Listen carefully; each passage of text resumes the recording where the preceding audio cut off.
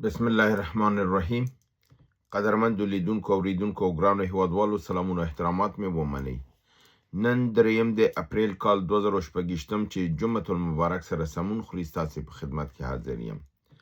د نن ورځې په موضوعاتو کې د افغانستان پاکستان کړکېچ او په اورمچي د چین کې د افغانستان او د پاکستان ترمنځ د مذاکراتو خبره، همدارنګې نړیوال موضوعات او په آخر کې د خیبر پښتونخوا راپورونه ستاسو حضور ته وړاندې کوم. راځم نړیوالو موضوعاتو ته. لومړی خبر نن دا دی چې اسرائیل خپل حملات ته په لبنان باندې ادامه ورکړې ده او هلته یې د حافظ صلح یعنې د امن د قواو چې د ملګرو ملتونو په لبنان کې د اسرائیل او د هغې ترمنځ بفر زون کې یو دغه ساحه دوی جوړه کړې ده.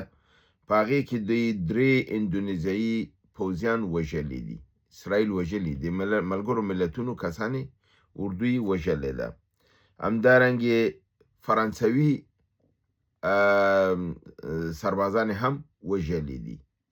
د بر علاوه تاسو ته معلومه ده چې 8 میاشتې مخکې په همدغه سیمه کې دوی په لبنان په دې سرحدي ساحه کې د ملګرو ملتونو د ایټالوي پوځ کسان هم وژلي وو او په دې ترتیب سره دوی په حساب د نړیوال قوانین نقض کوي، د ملګرو ملتونو ته احترام نه ږدي او کوم تعهدات چې دی هلته لري هغه ته ژمن ځان نه ښیي. په همدې اساس تاسو ګورئ چې د ایټالیا صدراعظم جورجیا میلوني وایي چې اروپا ممکنه ده چې د اسرائیل او د امریکې په مقابل کې یو کلک دریځ ونیسي. بالخصوص اسرائیل خبره یې کړې ده او بیا دا خبره هم کړې ده چې هر تصمیم اروپایي ټولنې ونیوه ایټالیا به د هغې حمایت کوي او هغه سره به ودرېږي، ځکه چې اسرائیل د خپل د حدودو نه خپه اړولې ده. ټول نړیوال قوانین تر خپو لاندې کړي دي، بشریت ته جنایت کړی دی، جنگي جرمونه یې کړي دي او ماشومان یې وژلي دي. نو په دې اساس باندې وی چې نور دا قابل دی تحمل نه دی او باید اسرائیل سره انقطاع وشي او اسرائیل باید مجازات شي. همدارنګې عربستان سعودي خپل هغه نږدېترین پارټنر او په حساب سیاسي ملګری امریکا سره خپل نظامی اړیکې د قطع کېدو او د لرې کېدو اراده او تصمیم لري او وایي چې موږ د خپل د حفاظت لپاره د خپل د امن لپاره ډېر لوی قیمت ادا کړ. موږ امریکې ته په $1 ټریلیون ورکړل خو نن هغه زموږ په درد باندې ونه خوړل. موږ دا پیسې امریکا ته ورکولې تر څو زموږ د دوی سره اړیکې ښه وسي او د دوی حمایت موږ ولرو، خو کله چې وخت د عمل راغی امریکا زموږ تر څنګ ونه درېدله بلکې د اسرائیل تر څنګ ودرېدله او اسرائیل یې غېږ کې ونیوه. اروپا عربي ټولنه ټوله یوازې پرېښودل. نو دی وایي چې زموږ دغه پانګونې چې په امریکې باندې مو کړې دې کوم سود نه درلوده، کوم ګټه یې ونه کړله او هر څه د کاره ولوېدل. په همدې بابت دی چې دوی دا اراده اوس کوي چې د دې نه لرې شي او د چینایانو سره خپل اړیکې په هغې سټیج ته ورسي کوم یو چې د امریکایانو سره وي. همدارنګې سویس، فرانسې، برطانیې، اسپانیې او ایټالیا د امریکا نه خپل حمایت ونه که بلکې دوی دا وویلې چې دغه کوم جګړه چې په ایران مقابل کې شروع شوې ده د نړیوال قوانینو نه تخلف دی، دا یو تجاوز دی او په دې بابت کې دوی د امریکې سره مرسته ونه کړله. د هغې د اډون یې ورته د اجازه ورنه کړه چې کار وخلي او خپل حدود فضایي حدود هم پې باندې بند کړل او د هغه د پایګاګانې چې وي د هغې د استعمال نه دغه ونه کړه، اجازه ورنه کړه. همدارنګې فرانسې او برطانیې د امریکا سره چې کوم نظامي قراردادونه درلودل هغه یې لغوه کړي دي او عربستان مخکې په خپله هم همدارنګې یو اقدام کړی دی چې هغې خپل د نظامي اړیکې د امریکې سره لغوه کړي دي. د امریکې بهرنیو چارو وزیر مارکو روبیو وایي چې ناتو زموږ سره ښه ونه کړل. ناتو باندې موږ ډېره پیسه لګولې وه او سرمایه ګذاري مې پرې کړې وه خو دا زموږ په درد باندې ونه خوړه او دا زمونږ پانګونه چې وه بېهوده او بېځایه وه. همدارنګې ولادیمیر پوټین د روسیې ولسمشر پاکستان ته مستقیما خبرداری ورکړی دی او په صراحت سره اعلان یې کړی دی چې د لاس اچونې نه او په سیمه کې د اور جوړولو نه لاس واخلي او افغانستان باندې د بریدونه او بمبارد نه کوي. نو دی ویلي چې افغانستان باندې حمله دا به د روسانو د لوی ګواښ سره مخ شي او دا به په حساب د ځواب به روسان حتما ورکوي. او دی ویلي که چېرته لازمه شي دی به مستقیما پاکستان ته ځواب ورکوي او د دې نه اجازه ورته نه ورکوي چې نور په افغانستان باندې دی بریدونه وکړي. همدارنګه اسرائیل یو نوی قانون پاس کړی دی چې دغه قانون پر اساس باندې فلسطینیانو باندې که چېرته دوی فکر وکړي دا ترهګر دی یعنې هسې یو تهمت پې باندې وایي که سند وجود ولري که ونه لري هغه نفر به واجب الاعدام وي او کوم کسان چې په دې جرمونو بندیان دي هغې به په زندان کې نور نه ساتل کېږي وژل کېږي. فکر کوم چې د 83,000 نه زیات زندانیان فلسطینیان فعلا د اسرائیل په زندان کې دي او د دغه 83,000 تنو د ژوند مسله اوس خطر کې ده. یعنی هغه شي نه چې دوی سره په جرمني کې هټلر کړي وو او د هغې بابت نه اروپا دوی ته قانون جوړ کړی و چې هغه دغه چې دی هغه باید وغندل شي. نن هماغه کار چې هټلر دوی سره کو دوی ورته جنایت ویلی دغه جنایت دوی د اوس د فلسطینیانو په حق کې کوي او دغه جنایت نه کار اخلي. همدارنګه بل خبر دا دی چې د تنګی هرمز کې ایرانیانو یو پاکستانی کشتۍ ودرولې ده او هغه تالاشي کړې ده چې دغه کشتۍ کې پاکستانی پوځیانو او دغه پاکستانی پوځیان د ایران پوځیانو نیولې دي او د روغ هم د ژوندي د هرمز اوبو ته ورغورځولې دي. دا خو بهترین کار ورسره کړی دی. یاره په دې خبر زه ډېر خوشحاله شوم. همدارنګې د چین وزارت خارجه د ټرمپ د هغې خبرې په هکله چې اروپایي ټولنې ته یې ویلي چې دومره مردانګي یې نه راسئ ځئ لاړ شئ هرمز خلاص کړئ ځان ته تیل واخلئ. د ده ځواب چینایانو ورکړی دی. دی ویلي دي که هرمز په بندېدو کې او هر څه چې مشکلات دي د ده اصلي عامل خپله امریکا او اسرائیل دي.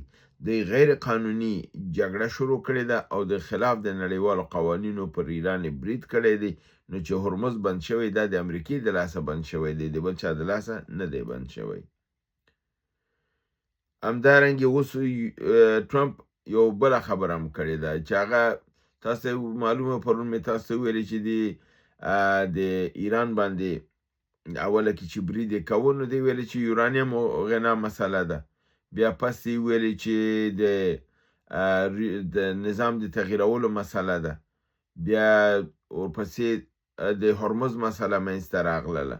اوس دی وایي چې ماته د ایران د یورانیمو غني کېدل یا پیاوړي کېدل ماته کوم ستونزه نه ده. دا ماته لپاره هېڅ مشکل نه دی. کوي که نه کوي یعنې دغه خپله ښیي چې غربیان څرنګې لوبه کوي اسلامي نړۍ سره چې خبره وړه خبره یې غټه یې کړي د هغې په اساس باندې برید وکړي او که کله وشي وګوري زور یې نه رسېږي دا خو هېڅ مهمه خبر نه ده لرې که. یعنې دا یو ټوقه ده چې اسلامي نړۍ سره غربیان یې کوي او د غلام پوسان او د لاسپوسان چې دي دوی په خپله دې لوبې ته لګیا دي لاس یې اچوي. همدارنګې برطانیې تصمیم نیولی دی چې د 40 ملکونو سره د هرمز د تنګي د پرانیستلو په هکله خبرې وکړي او مشترکاً یو اقدام سره وکړي. خو دا نه ده معلومه شوې چې دا به ملکونه کوم یو دي او دا به څه رقم د یو بل سره لاس ورکوي چې کار وکړي. همدارنګې تاسو ګورئ د په چین کې د پاکستان په غوښتنې سره په ورمچي ښار کې د افغانستان د چین او د پاکستان مشترکه ناسته ده چې دلته دا مسله د پاکستان او افغانستان ترمنځ حل شي. په عین حال کې دې هلته چینایانو نه وغوښتل چې دلته یو ناسته دې وشي. په دغه وخت کې دی دلته په کونړ باندې حمله کوي او بې وزله او مظلوم خلک وژني او تباه کوي. د پنجاب پوځ د دانګام په کونړ ولایت کې برید کړی دی او ډېر خلک شهیدان کړي او ټپیان کړي هم دي. یعنې دا د دوی هغه دغه د دوغله لوبه ده چې په دې باندې باید چینایان، روسان، د سیمې ممالک، هندوستان خو پوه دی، افغانستان پوه دی، عربان باید په دې باندې پوه شي، ترکان باید په دې باندې پوه شي. راځمه بل خبر دا دی چې دلته دوی دا اورمچي کې کېناستل او دلته په افغانستان باندې برید وکړ. نو په دې حالت کې د دوی خپله وضع هم اوس ماته ښه نه ښکاري. تاسو ګورئ چې د پرون ورځې یعنې د وړمه ورځې په حساب سره د اپریل په اوله باندې په خیبر پښتونخوا کې مجموعاً 15 حملې او عملیات شوي دي چې پېښور ولایت کې 4، ګلګت بلتستان کې 3، د کرمې ولایت کې 2، د لکی مروت ولایت کې 2، د بن ولایت کې 1، د ټانک ولایت کې 1، د ورکزی ولایت کې 1 او همدارنګې په وزیرستان جنوبي کې 1 عملیات ترسره شوي دي. دا په یو ورځ کې. د پېښور ولایت ولسوالي FR پېښور په کربلا پوسټ باندې سنایپري برید شوی دی، 1 عسکر پکې وژل شوی دی. همدارنګې په ولایت پېښور ولسوالي FR پېښور د FC اهلکار واحد الله ولد د وزیرزاده د ملازمت نه لاس په سر شوی دی، ویلي چې پس له دې به د پوځ سره مرسته نه کوي. ولایت پېښور ولسوالي بډابیره د کوهاټ روډ سره خواره څوکۍ کې لاسي بمونو برید کې 15 تنه زخمیان شوي دي چې په دې کې کانسټیبل رحمزاده دی، هیډ کانسټیبل عارف دی، کانسټیبل کامران دی، کانسټیبل جمال دی، کانسټیبل مکمل شاه دی. همدارنګې د ولسوالي بډابیرې سره خواره کې د FC پوسټ باندې په لاسي بم کې ځاني او مالی تلفات ور اوښتي دي. ولایت ګلګت بلتستان د کشمیر په ساحه کې 2 حملې شوي دي په یو ځای کې چې ولسوالي دیامر او چالاس ولسوالۍ کې علاقه تور ناله کوټ کې او په سیری دغه کې ساحه کې فوزي اډو باندې شدیده جګړه شوې ده چې مالی او ځاني تلفات ورته اوښتي دي. ولایت ګلګت بلتستان د دسوال د امیر په سیمه کې مجاهدینو په نظامی کاروان باندې برید کړی، هغه محاصره کړې ده او وختاً فوقتاً په باندې بیا فیرونه کوي او کسان ترېنه وژني. ولایت کرمه ولسوالي ډوګر د غوایانو غازي پوسټ کې سنایپري برید کې 1 عسکر وژل شوی دی. ولایت ولسوالي ډوګر، ولایت کرمه ولسوالي ډوګر او کودر پوځي د ګودر پوځي پوسټ باندې د تعمیر باندې بوخت کسان مجاهدینو د برید په ترڅ کې 1 کس پکې وژلی دی او یو یې پکې ژوندی نیولی دی چې دوی سره بندي دی. همدارنګې ولایت لکی مروت ولسوالي غزني خیل د حوزه خیل امن کمیټې باندې برید شوی دی، د هغه د مارټر په ذریعه باندې شوی دی، 15 کسه پکې وژل شوي دي، 15 کسه ټپیان شوي دي. ولایت لکی مروت ولسوالي نورنګ سرای نورنګ سبزي منډۍ یو د پولیسو ګزمه د بم په چاودنه کې موټر کاملا ویجاړ شوی دی او 3 کسه پکې ټپیان شوي دي. ولایت بنو ولسوالي بکاخیل د علي کمپ سنایپري برید کې 1 امنیتي کامره تخریب او ځاني مالی تلفات ور اوښتي دي. ولایت ټانک ولسوالي ټانک روډ واقع پوسټ باندې سنایپري برید کې 1 امنیتي کامره ویجاړه شوې ده. ولایت ورکزی د غزواره علي غلجیو کلی کې د ناکهبندۍ په صورت کې پر وخت باندې FC اهلکار محمد امین ولد د شیر خان گرفتار شوی دی او د تحقیق لپاره استول شوی دی. ولایت وزیرستان جنوبي ولسوالي 2A سپین وام واقع اف سی دفاعي پوست باندې ګوریلایي کاروایی شوې ده چې مالي او ځاني تلفات ور اړول شوي دي. دا و د نن ورځې د برنامې جزئیات چې ستاسو په خدمت کې مې وړاندې کړل. تر بل برنامې چې بیا ستاسو حضور ته حاضرېږم، تاسو په لوی پروردګار د عالمیانو سپارم. وما علینا الا البلاغ.